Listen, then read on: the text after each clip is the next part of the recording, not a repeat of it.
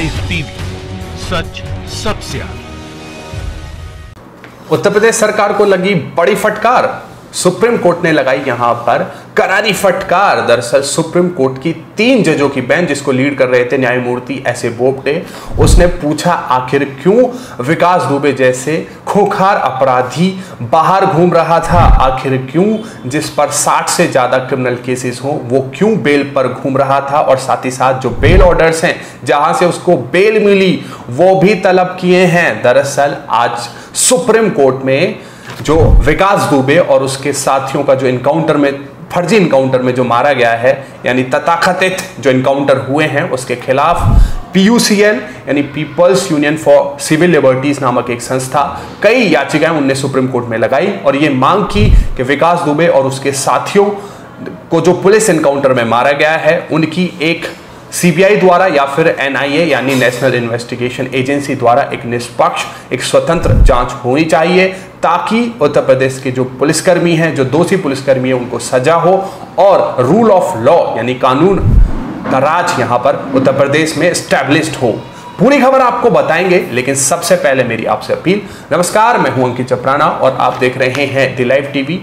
सबसे पहले मेरी आपसे गुजारिश, एक अपील कि द लाइव टीवी के दूसरे चैनल द LTV, जिसका लिंक आपको डिस्क्रिप्शन में दिया हुआ है, उसको आप सब्सक्राइब कर लें, साथ ही साथ बेल आइकन को भी दबा लें ताकि आपसे कोई भी राजनीतिक खबर मिस ना हो।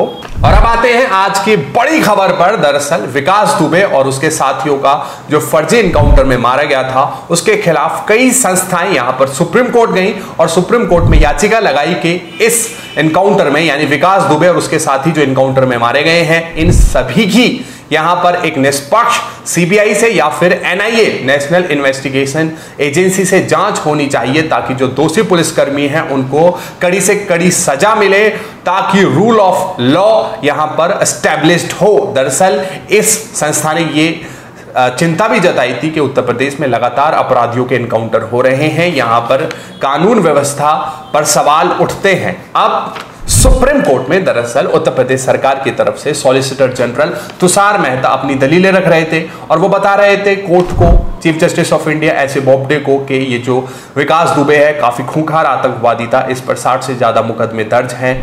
इसी पर रोकते हुए chief justice of India एस.ए. Bobde ने कहा कि आप हमें मत बताइए विकास दुबे कौन है, हमें पता है 50 से ज्यादा उस पर केस हैं।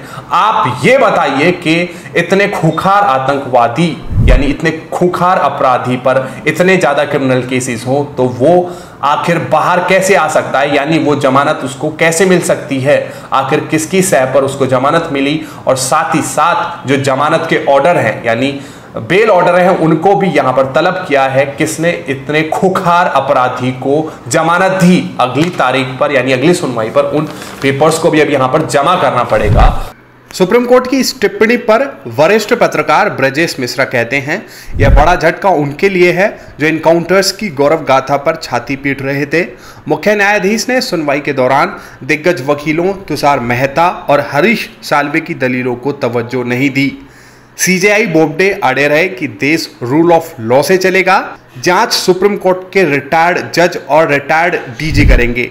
इनका साफ तौर पर इशारा था, जिस तरह से इनकाउंटर के बाद कई नेताओं ने उस इनकाउंटर की यहां पर तारीफ करी थी या फिर महिमा मंडन उस इनकाउंटर का किया था और दिखाया था किस तरह से उत्तर प्रदेश में योगी आदित्यनाथ कहते हैं कि ठोक दो उसको वहां पर, यहां पर अब आईना सुप्रीम कोर्ट ने खुद दिखा दिया है। वहीं उत्तर प्रदेश पुलिस की तरफ से हरीश साल्वे वरिष्ठ वकील हैं, वो उत्तर प्रदेश पुलिस को रिप्रेजेंट कर रहे थे और वो बता रहे थे कि अगर ये जांच इनके खिलाफ बैठती है इनकाउंटर के खिलाफ, तो जो पुलिस फोर्स है यूपी की उसको ये डिमोरलाइज करेगा। यहां पर chief justice of India एस.ए. Bobde ने उन्हें रोकते हुए कहा, नहीं, अगर निष्पक्ष जांच होगी तो ये पुलिस फोर्स के लिए मोरलाइज इवेंट होने वाला है, आप इस बात से डरिए मत। दरअसल अब सुप्रीम कोर्ट ने कहा है कि जो आपने एक उत्तर प्रदेश ने एक रिटायर्ड हाई कोर्ट जज की एक कमेटी बनाई थी जो इस पूरे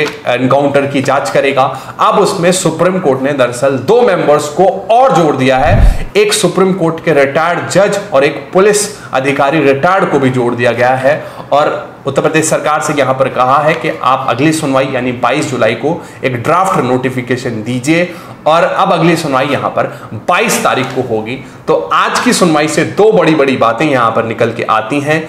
उत्तर प्रदेश सरकार को सबसे पहले फटकार लगाई है कि आखिर क्यों इतना खूंखार अपराधी बाहर घूम रहा था, आखिर उसको किसने बेल दी, आखिर किसकी सह पर बेल दी गई। आप बेल ऑर्डर लाइए। साथ ही साथ जो इंक्वायरी कमीशन एक बना था, एक रिटायर्ड हाई कोर्ट जज की अध्यक्षता में, अब उसमें सुप्रीम कोर्ट ने 2 मेंबर्स को और जोड़ दिया गया है। सुप्रीम कोर्ट के एक रिटायर्ड जज और साथ ही साथ पुलिस अधिकारी एक रिटायर्ड भी उसमें शामिल होंगे। और अगली सुनवाई अब 22 तारीख को होगी। यहां पर थोड़ी बहुत यहां पर किरकिरी उत्तर प्रदेश सरकार की हुई है कि उसको सुप्रीम कोर्ट में लताड़ लगी, यहां पर फटकार लगी, लेकिन अब देखना है अगली सुनवाई में क्या होता है। नमस्कार।